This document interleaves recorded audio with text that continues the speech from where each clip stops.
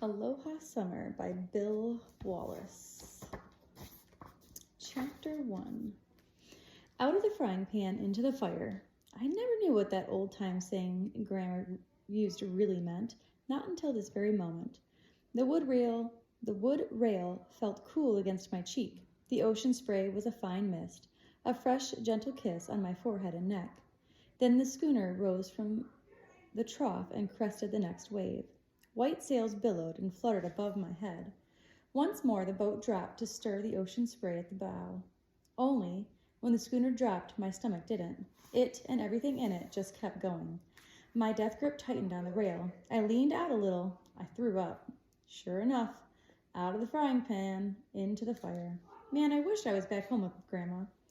I could almost see her in her long skirt and apron. And although she hadn't said anything as she waved goodbye to us at the Rock Island train station, I could see that look in her eye. The look that said, "Y'all are jumping out of the frying pan into the fire." When I was little, I hadn't had any idea what that saying meant. As I'd gotten older, I figured Grandma used the phrase mostly when talking about one of Daddy's harebrained ideas. Fact was, it was Daddy's harebrained ideas that got us into this mess to begin with. Daddy was all the time tinkering with stuff. There was a big town about 4 miles east of our Oklahoma farm called Chickasha. There was might near 3,000 to 4,000 people what lived there. Folks in Chickasha had indoor plumbing. None of the farmers did. So Daddy ran pipe from the cistern that caught rainwater off our barn and house into the kitchen and bathroom. I know it's pronounced Chickasha because I used to live right by there. So fun. All right, Chickasha. Not Chickasha. Then, along about 1923, somebody back east invented this thing called a hot water heater. Daddy figured Mama ought to have one, only we couldn't afford it. That didn't stop him. He wrapped copper pipe around a pot-bellied stove. Mama had to stoke the fire, turn on the tractor motor that ran the pump, then come back in the house and turn on the bathtub spigot. She said it would be easier just to heat water on the stove like most farm folk did. Daddy didn't like all the time it took to milk the dairy cows either. He rigged up an automatic milker, said it was going to revolutionize the whole dairy industry. Only when he hooked it up, Bessie went to pitching and bellowing and tore her stall apart. Broke 3 of Daddy's ribs in the process. The fact was, most of Daddy's inventions didn't work. The one thing that turned out pretty good was his hay baler.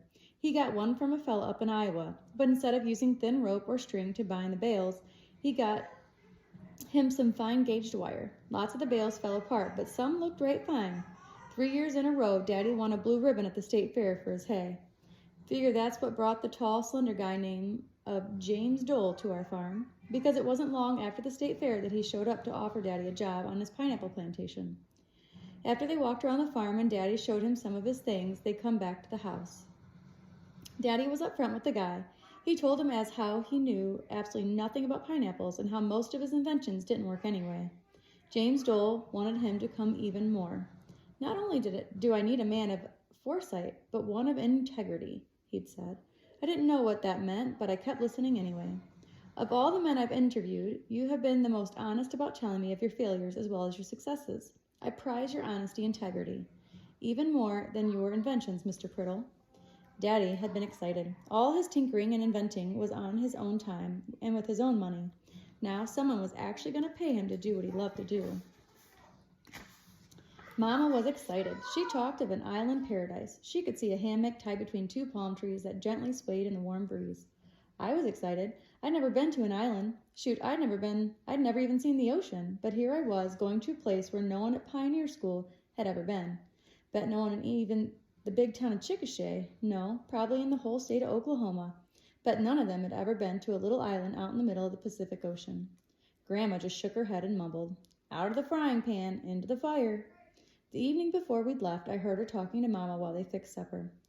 "Don't know what I done wrong raising the boy," she said. "He's smart and quick. Ain't no arguing that.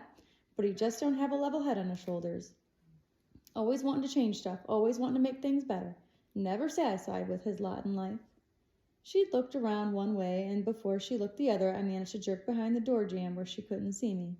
"Now, Helen," her voice was a whisper, "I never thought I'd say something like this, But if things get too bad, you leave that knothead son of mine. Just pack up, you and the boy, and get yourselves back home here. You understand? Just leave him." There had been a long, long silence. I'd leaned around the door jamb to see what was going on. Mama was hugging Grandma. "He's got his faults, Mabel," she told her with tears in her eyes, "but I love him. If he wants to go to the island and it makes him happy, I'm going. If he wants to go past the island and clean off the face of the earth, I'd follow him and not think a thing of it. We'll be fine. You quit your fretting." "What about John?" Grandma asked. Mama sighed. "In a couple of years, John will be old enough to make his own decisions. He might stay with Keith and me, might come back here. Who knows what he's going to do? There's one thing I do want for him, a thing I hope for him more than anything else. And what's that?" "Love," Mama had smiled. "Someday I hope John finds the kind of love that Keith and I have for one another.